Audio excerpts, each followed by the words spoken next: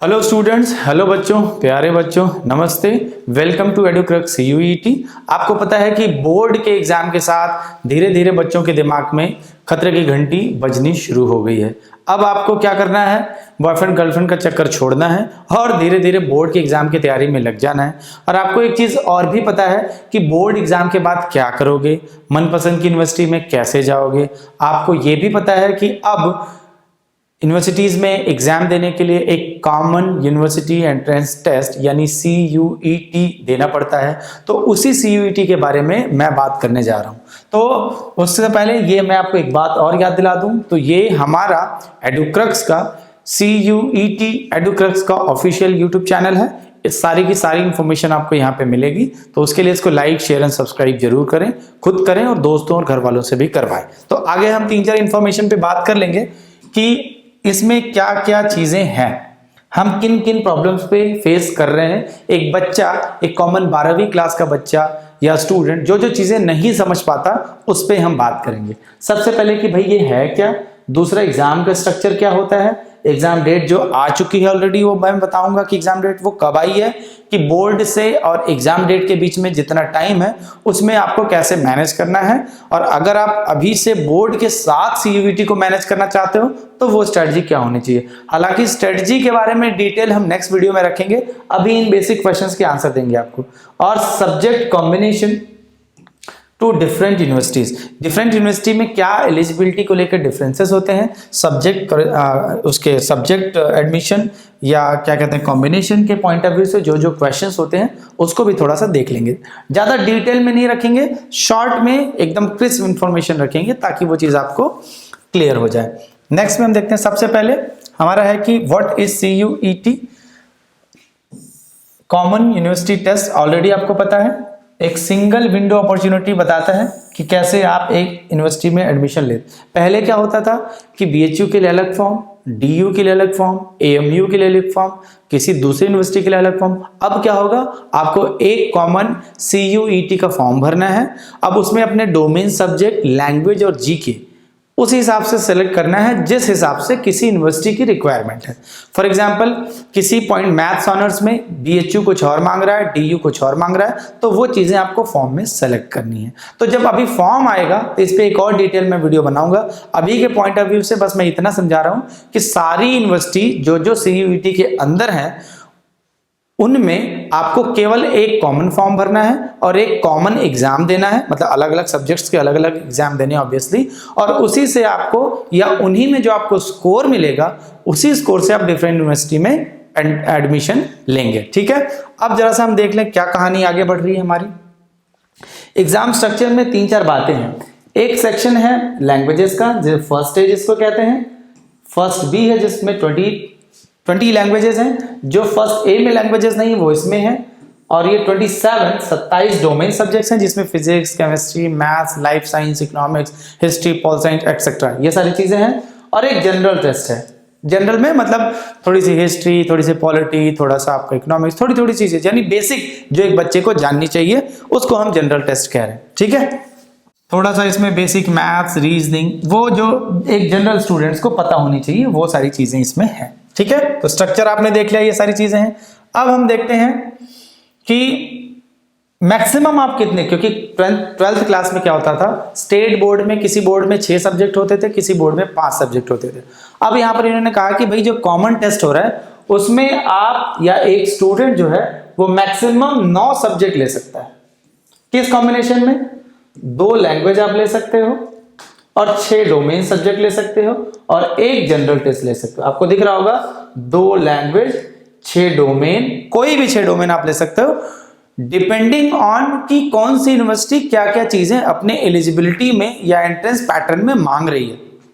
जैसे आपको मैथ्स लेना है, फॉर एग्जांपल अगर आप BHU में जाना चाहते हो तो आपको क्या लेना पड़ेगा, PCM, physics, chemistry, maths and so on, अलग अलग यूनिवर्सिटी पे डिपेंड करता है। उसके बाद एक जनरल टेस्ट है, तो यानी general test, domain, language, total maximum allowed है आपका 9, उससे ज्यादा ना ही जरूरत है ना ही CUET अलाउ करती है। ठीक है, तो ये ध्यान रखना। नेक्स्ट जो हमारी बात है कि क्या है इसमें आगे, उसको भी समझ ले।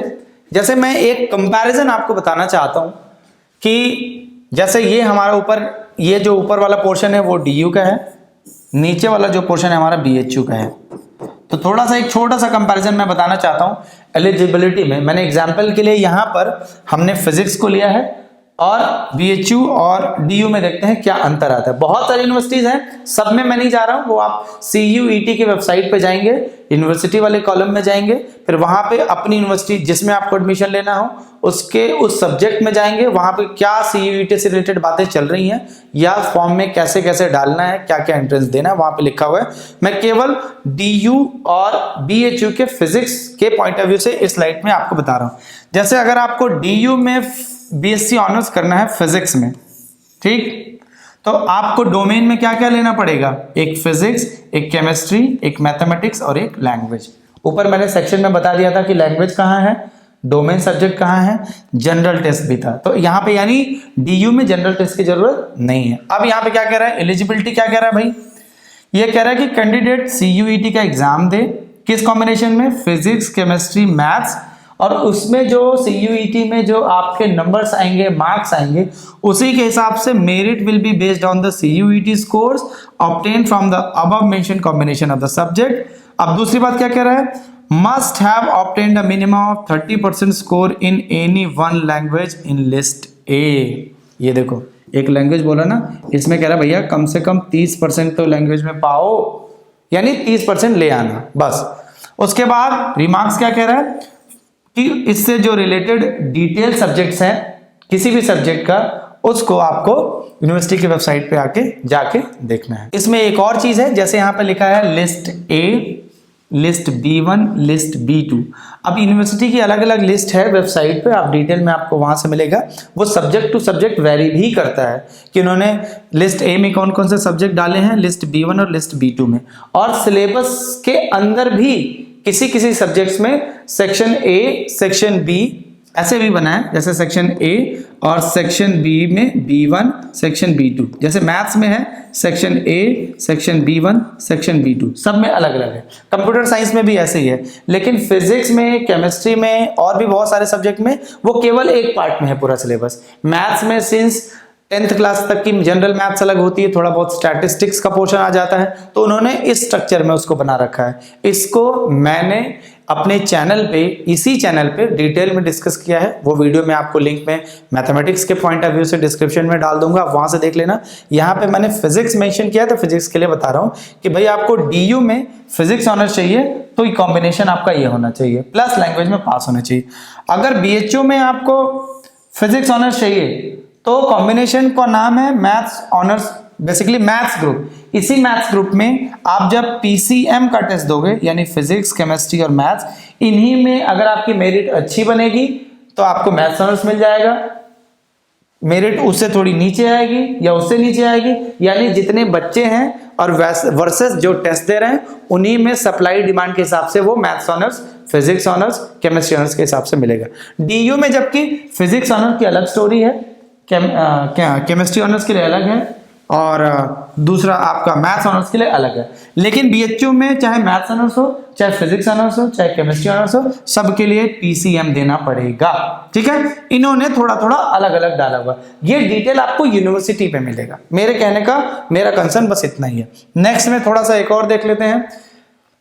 BSc ऑनर्स मैथमेटिक्स जो आपका DU का है, ऊपर DU रखा है मैंने, उसमें क्या कह रहे हैं कि सेक्शन 1 से एक लेना है प्लस मैथमेटिक्स लेना है, any 2 from section 2। Section 1, section 2 starting में मैंने आपको बताया क्या है। उसके बाद ये क्या करें, CUET का एग्जाम दो, लिस्ट A से कोई लैंग्वेज ले लो और मैथमेटिक्स वाला डोमेन सब्जेक्ट आपको लेना पड़ेगा। दूसरा, any 2 subject out of list from B1। अभी मैंने क्या बोला, A, B1, B2 कहाँ मिलेगा, DU की वेबसाइट पे मिलेगा। समझ रहे हो, थोड़ा सा आपको मेहनत करनी पड़ेगी।